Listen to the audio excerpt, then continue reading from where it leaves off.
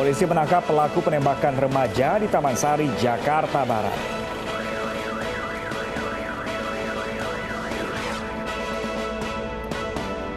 Warga Jakarta antri swab tes hingga tengah malam.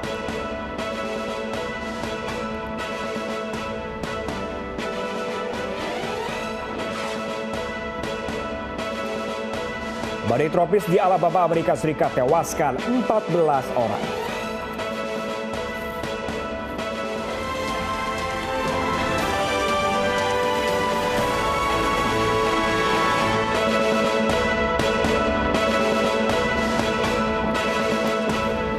Halo, selamat pagi pemirsa. Kami hadir kembali dalam iNews Pagi melengkapi informasi Anda pagi hari ini. Ya pemirsa, selain 3 berita utama tadi, kami juga hadirkan informasi penting lainnya pemirsa. Lonjakan kasus COVID-19 di ibu kota menyebabkan tingginya pesanan peti mati meningkat.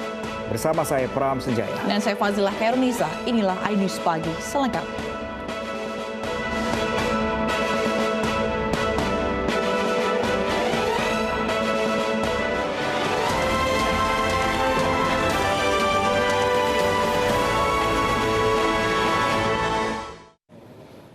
Pemirsa, tim gabungan Polsek Taman Sari dan Polres Metro Jakarta Barat menangkap pelaku penembakan terhadap seorang remaja di Taman Sari, Jakarta Barat. Pelaku ditangkap bersama 9 orang lainnya di wilayah Tebet, Jakarta Selatan.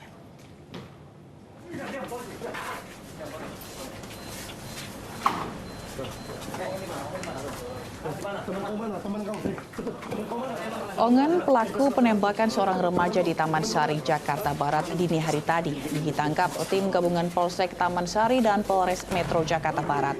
Ongen ditangkap di rumah kontrakannya di Tebet, Jakarta Selatan. Selain Ongen, polisi juga menangkap 9 pelaku lainnya yang diduga turut terlibat dalam bentrokan di kawasan Taman Sari, Jakarta Barat. Para pelaku ditangkap tanpa perlawanan karena tengah dalam kondisi mabuk usai pesta miras. Saat digeledah, polisi menemukan sepucuk senjata api dan senjata tajam yang diduga digunakan pelaku untuk menembak korban.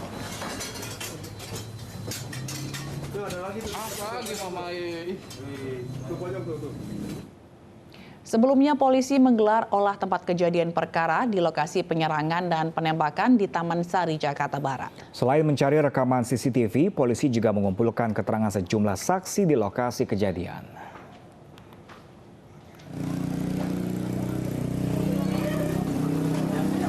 Unit Reskrim Polsek Taman Sari mendatangi Jalan Mangga Besar 6 Taman Sari, Jakarta Barat Selasa malam. Di sini polisi menggelar olah tempat kejadian perkara terkait aksi penyerangan dan penembakan seorang remaja berinisial MID.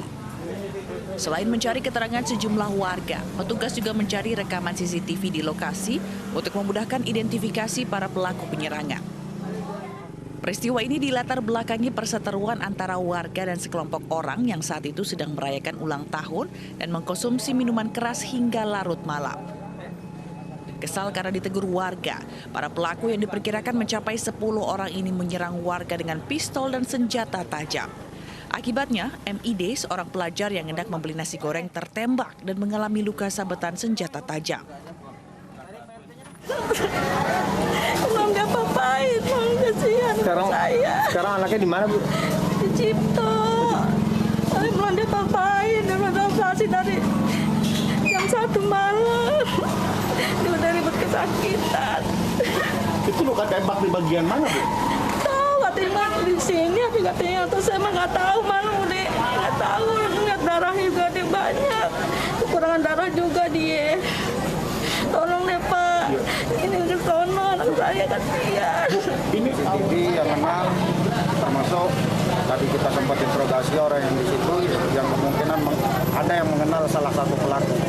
Sehingga malam ini juga kita akan coba buru terus pelakunya sama kawan-kawannya, sehingga semoga bisa terungkap malam ini. Korban yang mengalami luka tembak di bagian tangan dan badan dibawa ke RSCM Jakarta untuk perawatan medis. Dari Jakarta, Miftahul Gani, iNews melaporkan. Sebuah pabrik pengolahan daging ayam di Purwakarta, Jawa Barat terbakar pada Selasa pagi. Meski tidak ada korban jiwa, namun kerugian akibat kebakaran ini mencapai ratusan miliar rupiah.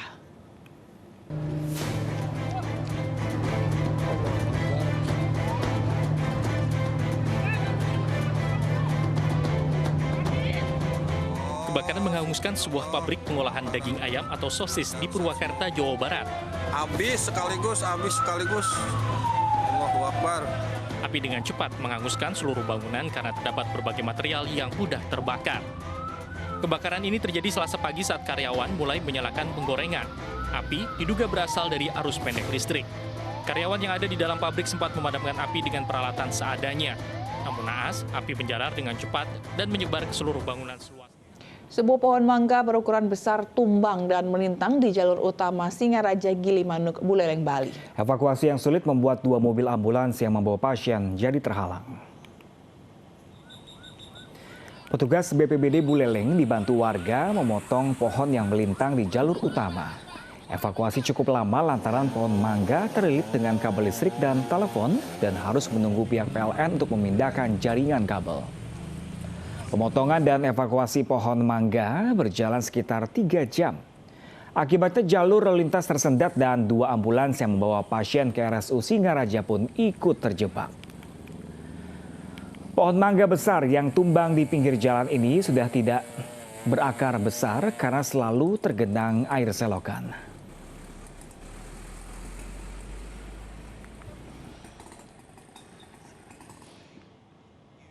Hujan deras dengan intensitas tinggi yang mengguyur sebagian wilayah di Banyuwangi, Jawa Timur pada Selasa malam. Akibatnya jalan provinsi penghubung Kabupaten Banyuwangi dan Kabupaten Jember terendam banjir.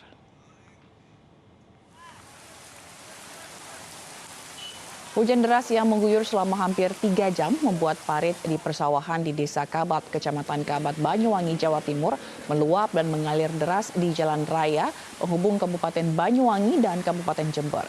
Derasnya air mengakibatkan sejumlah pengendara motor terjatuh dan terseret air saat melintas. Bahkan tidak sedikit motor yang mogok karena mesinnya terendam air. Sementara mobil harus mengurangi kecepatan, pasalnya jalan licin karena banjir bercampur lumpur.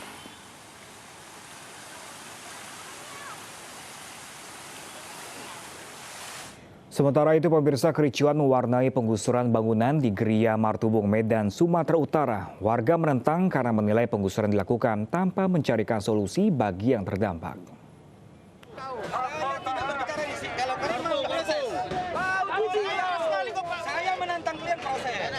Penggusuran bangunan di Geria Martubung, Medan, Labuhan, Sumatera Utara diwarnai protes warga.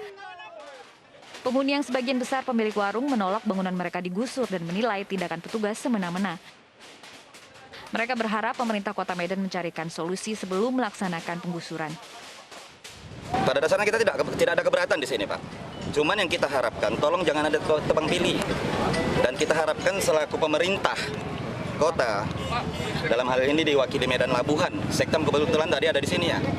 Tolonglah berbuat bijak ke masyarakatnya, bukan gasar-gusur.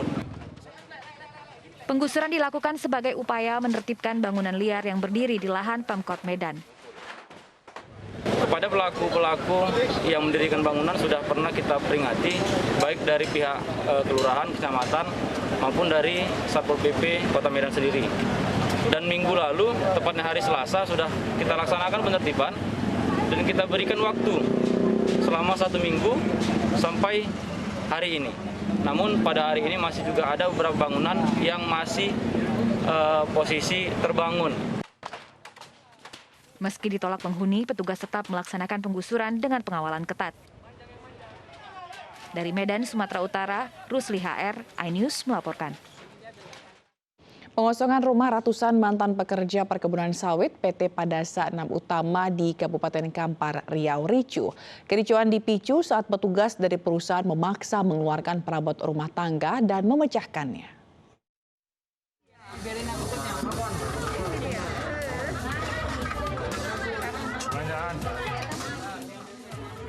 Inilah proses pengosongan rumah mantan pekerja perkebunan sawit PT Padasa 6 Utama yang memicu kericuhan. Para penghuni rumah menuding petugas sengaja merusak perabotan mereka saat proses pengosongan. Ini saya yang punya rumah, Pak. Mana TV-nya? TV-nya mana rusak? Mana TV-nya? TV-nya rusak? Sebelah nih, Pak. Ini rak piring rusak. Warga berbondong-bondong mengepung para petugas keamanan perusahaan dan mengusir mereka. Beruntung kericuan tidak membesar menjadi bentrok dan petugas keamanan akhirnya mundur.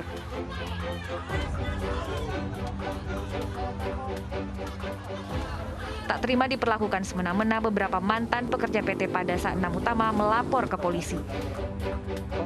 Rumahnya didobrak. Setelah itu masuk semua mereka. Dikeluarkan barang saya, dipecah-pecahin barang saya. Beras hingga dicampakkan. Para mantan pekerja mengaku diusir dari rumah yang mereka tempati pasca di PHK sepihak oleh perusahaan akibat aksi mogok kerja beberapa waktu lalu. Namun para mantan karyawan menolak pengosongan rumah karena perusahaan belum membayarkan hak mereka berupa pesangon PHK. Gugatan PHI ke Pengadilan Negeri Pekanbaru sudah terdaftar dengan nomor perkara nomor 55 PDT 2021. Dan harusnya kita sebagai warga negara Indonesia yang taat dengan hukum, harusnya perusahaan PT Padasa 6 Utama menghormati proses hukum yang sedang berjalan. Sejauh ini belum ada tanggapan dari pihak perusahaan. Dari Kampar Riau, Indra Yoserizal, iNews melaporkan. Pemirsa, puluhan lapak PKL di kawasan Puncak Bogor dibongkar paksa Satuan Polisi Pamung Praja. Pedagang sempat melawan meski akhirnya harus pasrah tempat dagangannya dibongkar.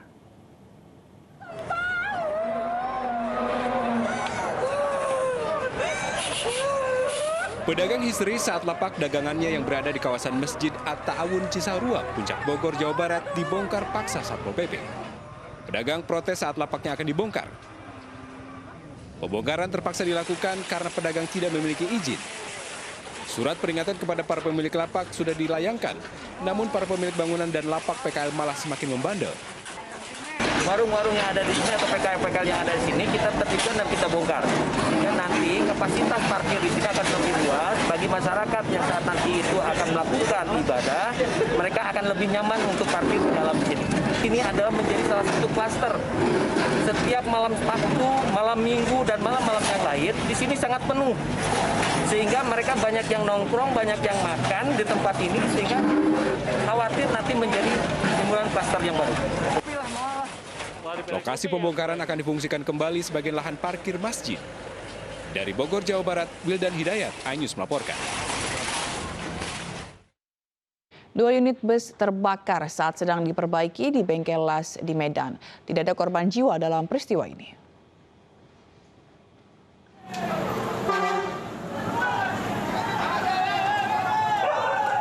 Dua unit bus PO Pinem di Jalan Bunga Trompet, Medan, Sumatera Utara terbakar. Api dengan cepat menghanguskan seluruh badan bus yang sedang diperbaiki di dalam bengkel. Diduga kebakaran berasal dari percikan api alat las yang kemudian menyambar ke baterai mobil yang belum dilepas.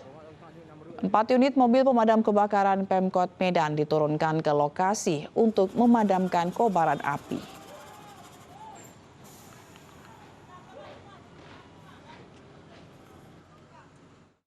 Sementara itu, pemirsa, kubah Masjid Jami Nurul Iman di Lebak, Banten ambruk. Diduga atap ambruk akibat rangka baja berkualitas rendah.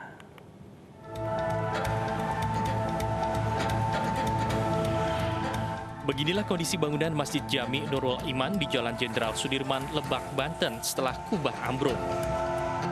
Robohnya atap masjid terjadi usai warga melaksanakan sholat Isya. Warga terkejut mendengar suara gemuruh dan melihat kubah masjid sudah terjatuh. Tidak ada korban jiwa dalam peristiwa ini. Diduga material baja ringan yang digunakan berkualitas rendah dan tak mampu menahan beban genteng yang terlalu banyak. Kronologisnya kejadiannya itu kurang lebih jam 8:15. Dan saya yang terakhir sholat Isya berjamaah di Masjid Jami Nurul Iman. Apa ada korban di sini, Pak? Tidak ada. Saat ini warga mulai membersihkan puing-puing reruntuhan masjid dan berupaya membangun kembali atap masjid dengan bahan yang kuat. Dari Lebak, Banten, Iskandar Nasution, iNews melaporkan. Penangkapan pencuri di Palembang, Sumatera Selatan berlangsung dramatis. Ayu Pagi akan kembali dengan informasi selengkapnya sesaat lagi. Pemirsa, tetaplah bersama kami.